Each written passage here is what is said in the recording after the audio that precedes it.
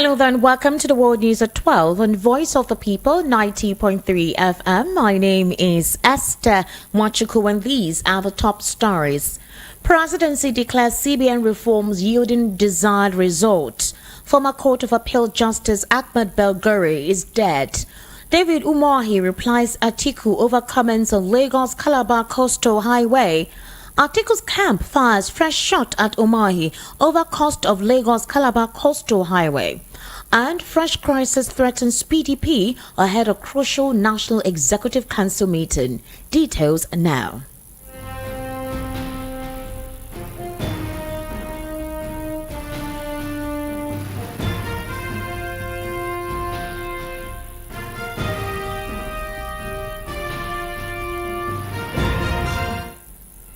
The World News at 12 begins with the presidency backing the efforts of the Yemi Cardoso-led Central Bank of Nigeria to stabilize the naira against the dollar. It said the recent series of measures rolled out by the Apex Bank to hold the naira's free fall and return the local currency to its fair value is in line with President Tinubu's renewed hope agenda.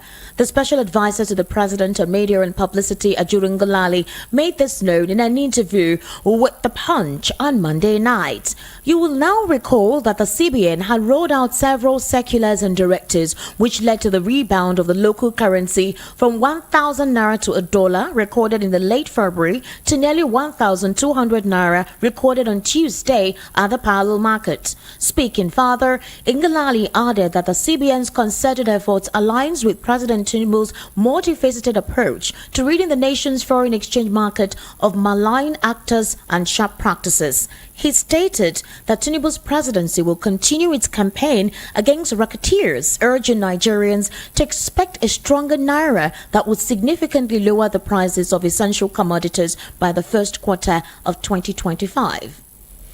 Elsewhere, in this unfortunate circumstance, the former Justice of the Court of Appeal, Ahmed Olarewaju Belgu, has passed away.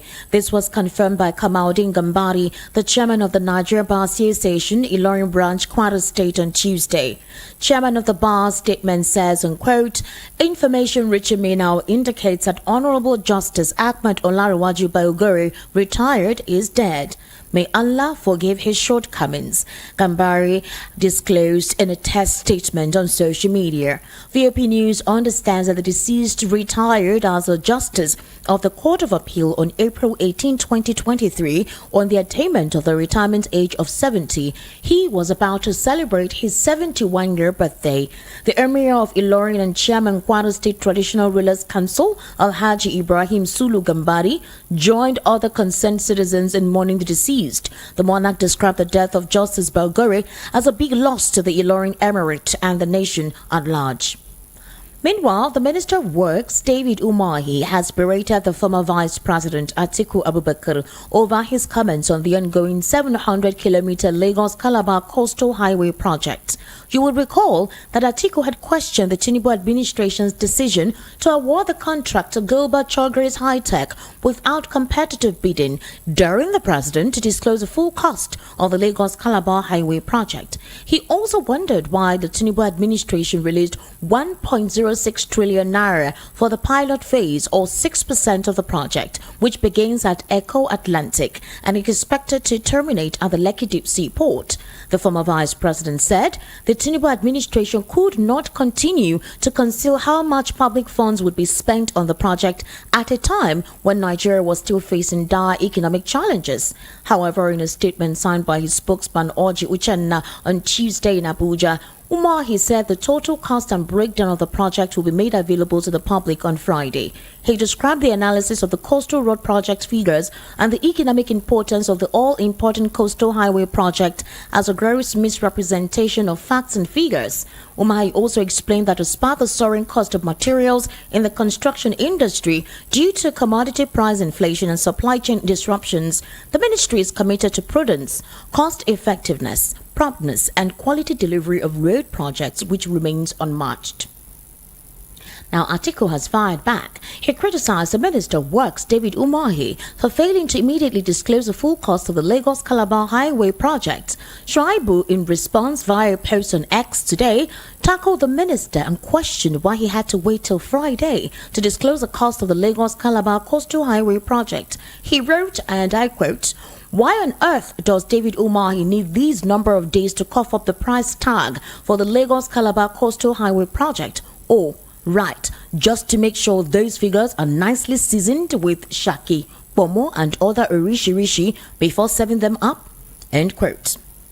Now, a few days to the People's Democratic Party National Executive Committee meeting slated for April 18, 2024, a fresh crisis is brewing in the party. This is coming at a time when the National Executive Council capacity to take decisive actions against members involved in anti-party activities is under question.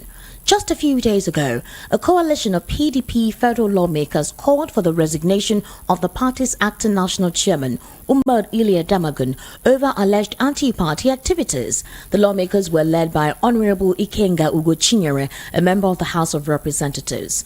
Among other things, they questioned the silence of the party leadership over the political situation in Rivers State, leading to the intervention of President Bola Ahmed Tinubu in the first instance. The lawmakers also claimed that they were speaking on behalf of at least 60 lawmakers in the opposition lawmakers coalition in the National Assembly. They said the local government leadership changes of the party were planned by Damagum, who they alleged has drafted members of the APC as caretaker committee members of the PDP in some states. According to the lawmakers, PDP under Damagum have been crumbling, losing elections and facing court cases. They said, in quote, "Not only did Damagum hold tight to the seat for well over a year now, he has abdicated every responsibility of the office of the chairman of the PDP and is very comfortable serving APC interests." End quote. And now joining me via Google Meet, because we're actually running on YouTube as well, and also joining us virtually, is Barrister Evans Ufeli.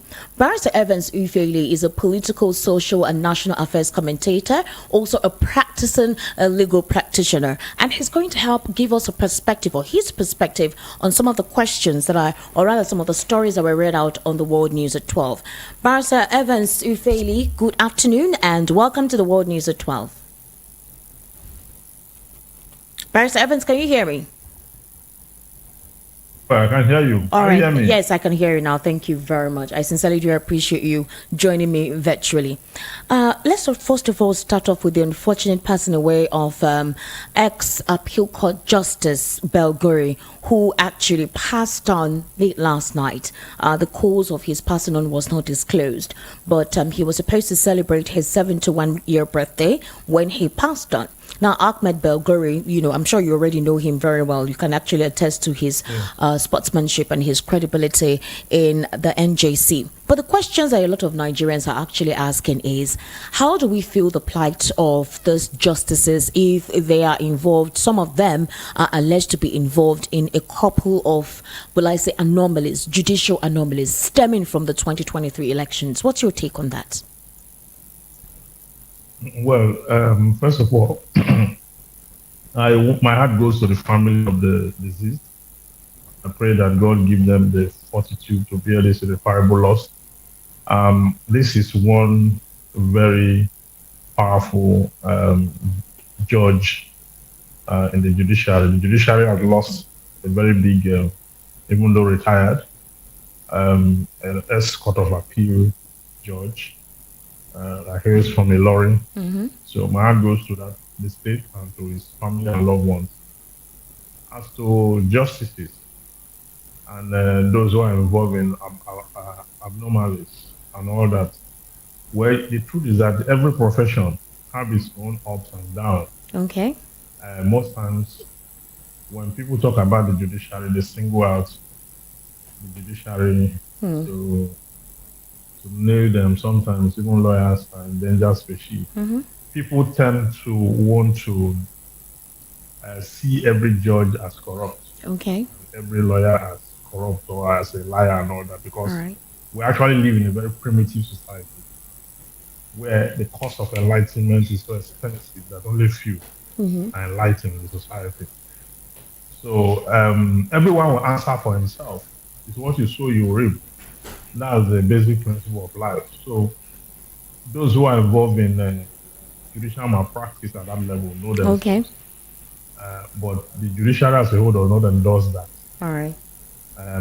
The bar and the bench does not endorse that. Whoever is involved with acts, those acts are doing that on their own volition, and they will be Barrister held Evans, to their your duty. volume, I would require you to maybe, I don't know if you're on speaker or if you're using a headpiece to increase your volume. I want to hear you appropriately. The reason why I'm asking this Can you hear me question, now? yes, I can hear you well. It's just that sometimes it fades out. Okay, so here is the thing. I remember, if you can recall, Justice Mohammed, when he was retiring, he made a couple of statements where he talked about the reality of the Supreme Court and the Nigerian Judicial Council. We talked about a couple of anomalies and malpractices that took place where, when it comes to credibility, when it comes to the viability of some of these lawyers or legal representatives, it now has to do with whom you know.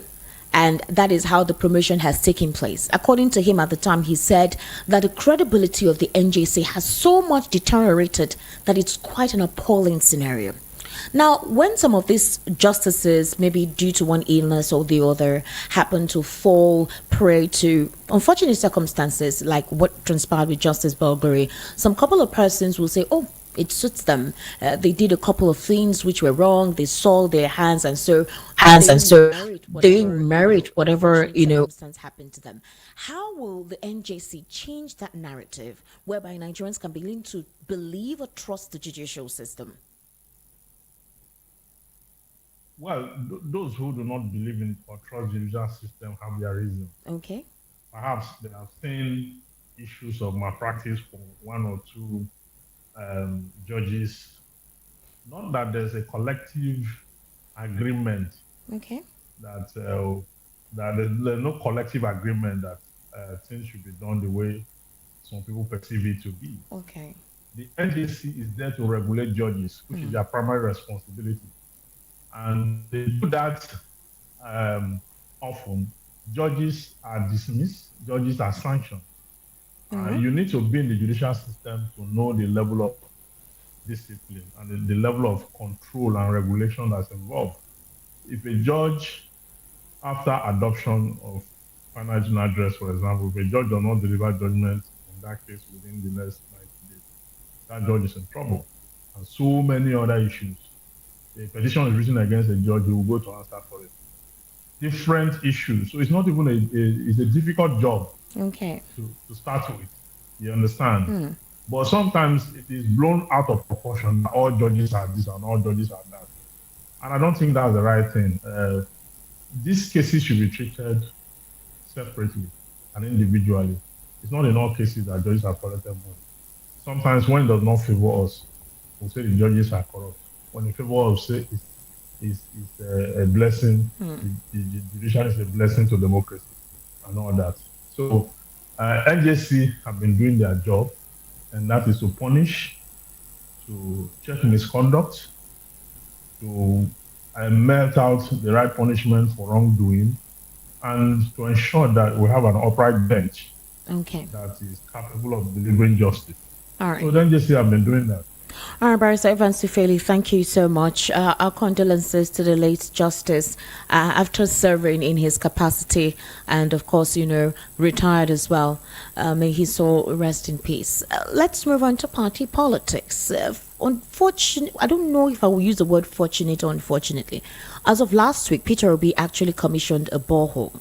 The borehole was not just a commissioning whereby somebody built the borehole. He actually built the borehole, he commissioned it, and it was named after him.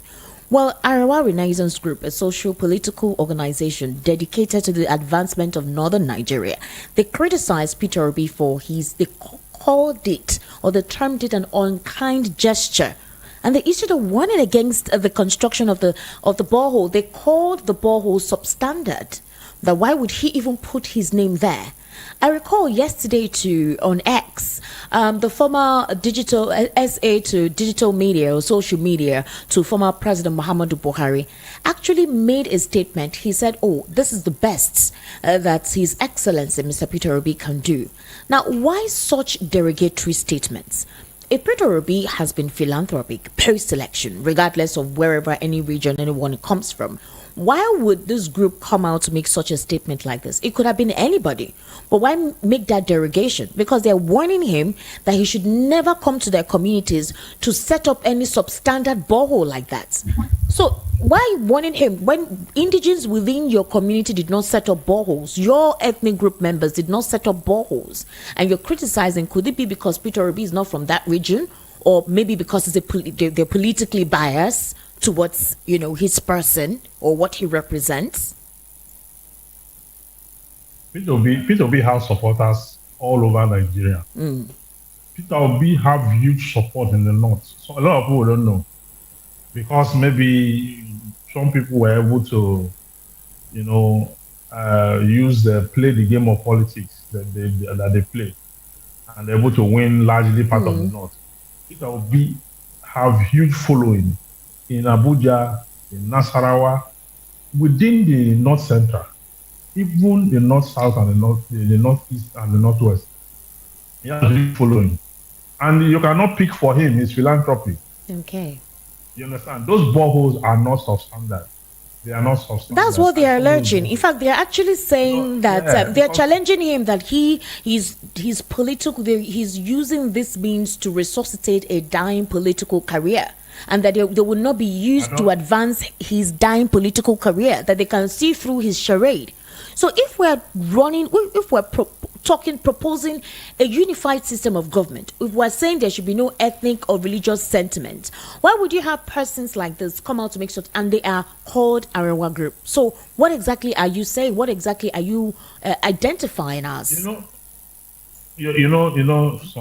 days back we're discussing about Senegal. We're discussing Senegal, the new president, yes, what Nigeria can learn from Senegal. And one of the things I said in that forum is that Nigerians are not ready to go the Senegal way. Because if you look at the election in Senegal, throughout the build-up and up onto the election and everything, there was no trace of ethnicity, religion, or tribalism. You understand? There was no stomach infrastructure. There was no vote buying. The man just came out and said, "This is me." Spoke to the people. I will do the following. If you elect me, I will make sure we make amends. We depart from the old way. We create a new kind of Senegal for the Senegalese. That was just it. And then he put up a manifesto in his party. That was it. And they came out. They were not sharing bags of rice and calling tribal names and all that. And that was it. But look at now, just immediately after the election. Yes. We've not even started the election. Somebody went to give a community borehole, which is supposed to be the basic amenity that government ought to have provided. Now, government did not provide it. You did not go after the government that did not provide it. Someone, a private citizen, who, because he contested the election before, who told you that he's going to contest the next election? Did he declare that he's going to contest the next election? He has not made such declaration. He went on a mission, a philanthropic mission. And then you are coming out to, even assuming or not considering that the borehole is even substandard, it's actually better than not having anything at all. But you are not even appreciative of the fact that he brought that to a community in your location. You are not, you should be ashamed of yourself that, first of all, you should hide your faces shame that you let your foot soldiers, these are the people who will vote for you, who you use during the election. They are without oil. Somebody is doing that and you are crying. They are saying it's this, you want to revive political this or that. I think it's very unfortunate. Those who cannot speak for that community, let the community be the ones to come and say that the boreholes are substandard, or that Peter Obi is trying to use to resuscitate the dying political career. Let the community be the ones to come and say that, not bystanders, people who are very acrimonious. All they believe in is to ensure that Nigeria remains the way it is.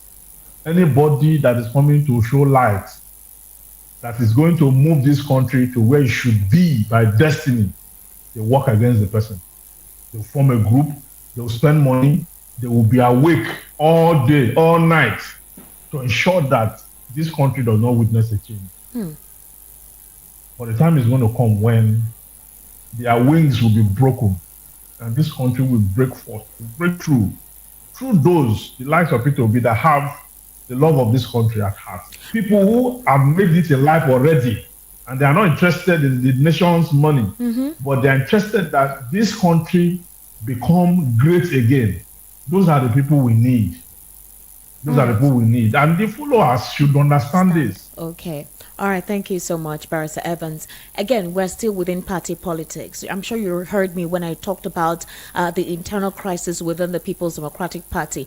Post-election, it was like the PDP there was a fell swoop. They just went down. And everybody's wondering, PDP, you're a major opposition party. You're no longer voicing out. You're no longer criticizing. It feels like you're hobnobbing with the main political party, which is the APC, right? Now, why a lot of critics made such statement was because immediately after the confirmation, or even before the confirmation of Fubara as governor of Rivers State, the whole Nyesom Wike and Fubara case came on full on. And everybody was asking, where is the PDP in all of this? What is the committee saying? Nyesom Wike actually committed heinous anti-party activities. And it felt like the PDP Board of Trustees were afraid to publicly address this. You did not publicly come to talk down on what Nyesom Wike did against the party. You did not sanction. You did nothing. It almost felt like Nyesom Wike could hold them by their sternum. Now, Fubara's came on. The case came on. And you were mute. You said nothing. And so there was an internal meeting, and they're asking for the chairman to resign.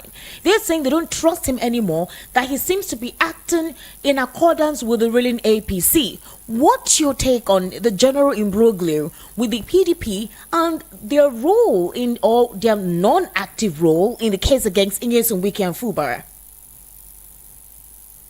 Yes. Let me talk about the lawmakers first. 60 lawmakers out of over 100 and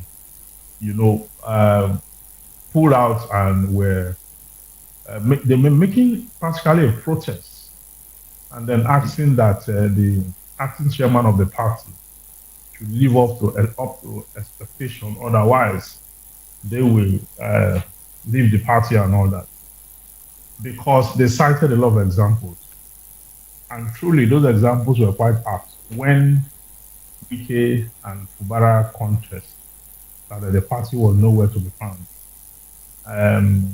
They did not make any proper intervention until the president, by an illegal instrumentation of an agreement, decided to bring Fubara and Wike together, wherein the other Fubara like a houseboy to go and undo all the things they have done and go and present another budget and go and pay them their salary, those 27 lawmakers, and go and now he paid them for Christmas. And he did everything. Barrister Evans, sorry to cut you off there. When you say the president provided an illegal cutout on the case between Nyesom Wike and Fubara, so are we saying that the president, Nyesom Wike, Fubara, unlawfully went ahead to supposedly resolve an issue, meaning that they had actually gone against the law in resolving the imbroglio? If the president participated in it, then where exactly will the PDP come in for that? Yeah. The truth is that the PDP, they were nowhere to be found and they were silent. They couldn't even address any of the issues before the president stepped in. I mean, the laws are clear that if you defect from your political party or another political party, and you cannot prove that there was conflict in that party, and that you are able to resolve it, your seat will be declared vacant. That is where the fate of those 27 lawmakers lie. You understand? And that was why they call on INEC to organize an election so that they can vote in other members to replace those 27. Before the president stepped in, and by an agreement, you understand, they bypassed that provision of the Constitution, providing a political solution, an illegal political solution. Now, through that illegal political solution, Fubara was practically ordered, a sitting state governor was practically ordered to go and represent the budget he had presented already, pay those lawmakers, do this, do that, do this, do that. He went and did all those things, according to him, in the interest of peace. PDP still did not even address the issue, whether they were for Fubara or whether they were for Wike. So at the end of the day, these same 27 lawmakers are the ones now saying they will impeach Fubara if. Now Fubara now reminded them last week that yes, he did. you know that this agreement that was signed was just a political one. It's weakness. You think it's weakness. You think I submitted to it because I was weak. Now I'm going to show you how to play this game. Yeah. So now you notice that they are calm now. But the thing is, do you think if in the eyes of the law, yes, in the eyes of the law, they are not actually lawmakers. But the thing is, now that Fubara decided to speak up, why did he not speak up initially? That was why a lot of people felt he was spineless. Yes, you recall, Barrister Evans. Well, just hold on. Yes. The market women, the youth, even some very strong youth political members or House of Rep members who were in support of Fubara, they came out en masse to show him support. They said, we are supporting you, forget what Wike is doing. But a lot of people felt disappointed when he said that there is no need to go to war when peace can be the ultimate factor to attain. When it was obvious what was taking place, a lot of people actually dropped their support when that happened. Now, the PDP wanting to hold a National Executive Council committee, blaming or wanting to make it seem like the chairman is the one who has made the party to become spineless, voiceless, inactive, to a couple of things happening within the party. Is it not coming too late? Are they not throwing the dice in too late? Yeah, that time I criticized Fubara for being weak. We said you need to stand on your feet because the law is on your side. The people are on your side. What else do you need? Ensure that these 27 members stick to what the law has said. Let them lead that place. He said, peace. President came in and did his own and all that. Now, those lawmakers were emboldened before they came out with this shenanigan that this threat that before he now Fubara now had to make that expression. Yes. And when they now saw the crowd that came out to support Fubara, even Wike and the lawmakers, everyone is quiet now. That's true. As at the moment, in fact, Governor Fubara has given a directive. Now he has asserted his power. Yeah. He ought to have done that a long time ago. But Governor Fubara has given a directive that anyone who goes against the law or who purportedly goes through any impersonation, fake list of caretaker committee members should be arrested. And he doesn't care who they are being loyal to or who they are supporting. He has decided to do what he needs to do as the governor. This was from a press release from Nelson Chukwudi, the governor's chief press secretary. He reaffirmed the decision made in a prior meeting which involved the National Working Committee, the Board of Trustees, and the PDP Governors Forum in March regarding the authenticity of the caretaker committee members. And in light of this, a letter from the PDP National Organizing Secretary, Honorable Umar Bature, addressed to a couple of people within, they actually stated he sternly warned against impersonation of committee positions. Otherwise, they'll be arrested.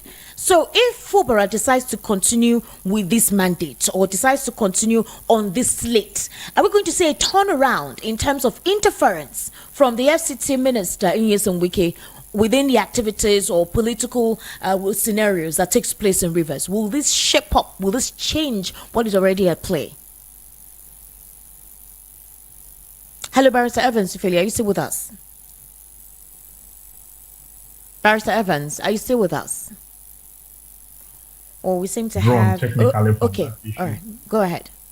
Can you hear me? Yes, you froze a little bit there. Yeah. Continue, sir. If you look at it critically, you notice that the lawmakers have technically withdrew from those issues. Wike is not talking as much as he did before now. The last time he spoke, he said, in the next election, we're going to know who owns River State. Yeah. That's what he said. You understand? But he should also bear in mind that the people of River State are the owners of River State. Yeah. And not too long ago, they came out with placards. Okay? Nobody owns River State other than the people of River State. They came out with placards the other time, and they have made a statement. Wike that is talking was once a local government chairman after he graduated from the law school. From there, he moved further to become the chief of staff of Rotimi and Mechi. From there, he was nominated as a minister for State of Education. From there, he contested and became the governor of the state and did 2 terms. Now, because of all that, we cannot believe that he's the owner of Rivers State. And that is not the case. The people of Rivers State own Rivers State, and they have come out to make a statement clearly. Barrister Evans, we've actually run out of time. I sincerely do apologize because I do know that there is a lot we would have actually been able to talk extensively on. But this is the news, and the time for the news has gotten exhausted. Barrister Evans, thank you so much for your time on the World News at 12. You're welcome. Thank you. All right, to wrap up here again are the top stories. You heard that the presidency had declared that CBN reforms are currently yielding desired results. Former Court of Appeal Justice Ahmed Belgu is dead. Umahi replies Atiku over comments on Lagos Calabar Coastal Highway. Atiku's camp fires fresh shot at Umahi over cost of Lagos Calabar Coastal Highway. And fresh crisis threatens PDP ahead of the crucial National Executive Council meeting. That's a wrap on the World News at 12. My name is Esther Mwachuku. Good afternoon and thank you for staying with us.